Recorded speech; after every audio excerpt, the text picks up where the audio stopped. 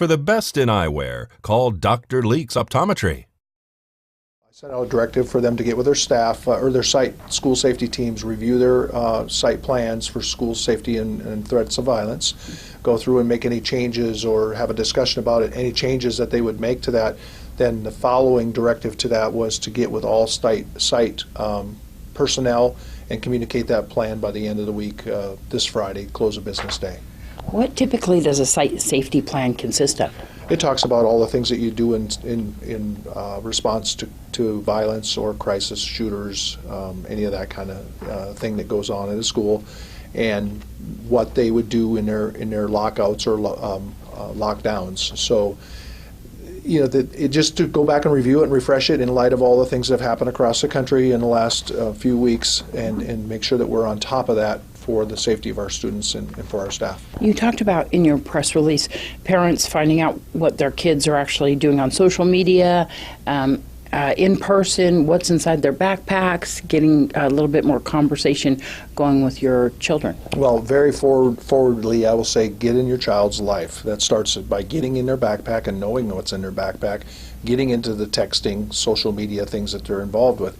If parents aren't educated on what the social media things are out there, they need to do some research on it to learn about that.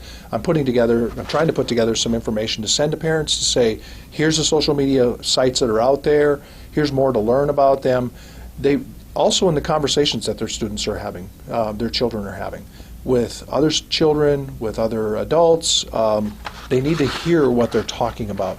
And if they have any information that needs to be looked at, reported to the site, more so the site than the district, because the site principals know those kids and know who they're hanging out with and what they're doing. Sometimes students aren't aware of the consequences of just talking or putting things out on social media.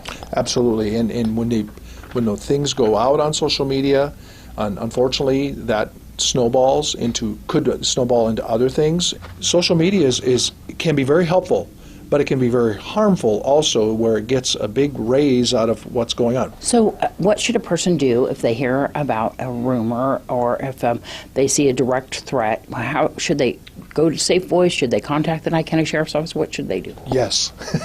Safe Voice, contact the Nye County Sheriff's Office. And then also in light of if it's an age level thing and you know what age level of school site it's in regards to, contact that site administration and let them know what's going on.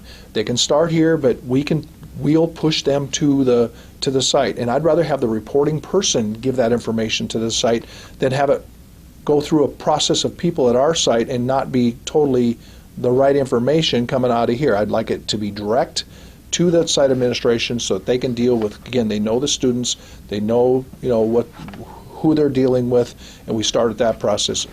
A follow-up to us to let us know what's going on, absolutely. But the most work is going to get it done at the site level, law enforcement, Safe Voice.